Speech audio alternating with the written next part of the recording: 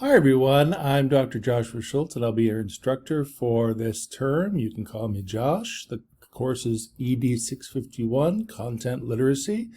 The purpose of our course is going to be to help you as a new teacher understand ways that you can support students in understanding, making meaning, comprehending content by using literacy strategies.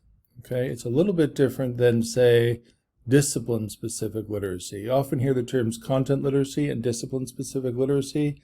They may sound interchangeable, but they are subtly different. Content area literacy has to do with, like I said, applying strategies across the disciplines, whereas discipline-specific literacy has to do with understanding the ways folks make meaning within a particular discipline. It's a way of thinking. Okay, helping us understand language, understand the way that folks think in a particular discipline by looking at their language. Okay, and so anyway, I'm recording this video just to briefly go over what we need to know about this course. You'll see the syllabus rather is uploaded, and you can take a look. I'll go through it very quickly. All the course information is there about logistics, etc. Told you what the course is about. There's a particular text that you will need. Whoops, I just messed that up. This is my cat. He needs to say hello at this second. Say hello. Hi, everybody. That's Nate. What else do we got here?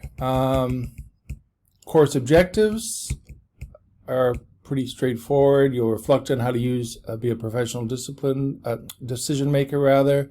You'll be able to articulate your philosophy of literacy, which is really important as you're beginning to be a teacher, not just, for the common sense, more immediate thing. You have to be able to tell, your principal when you're getting hired, what's your philosophy on literacy. But that whole philosophy, as you develop it, is going to guide all your instructional decision making, the curricula that you choose, and the materials that you choose and create and construct, and basically how you function as a team. You want to be able to look for a team of people with like-minded approaches and values, because you'll be happier professionally. Okay, so that's all there. This stuff is all for just TSPC, quite frankly. It's nice to look at, but it's for accreditation. Some things that you'll need to know before you start the class. These are the assumptions. You have basic understanding of children and adolescents. You have an introductory understanding of theories of learning.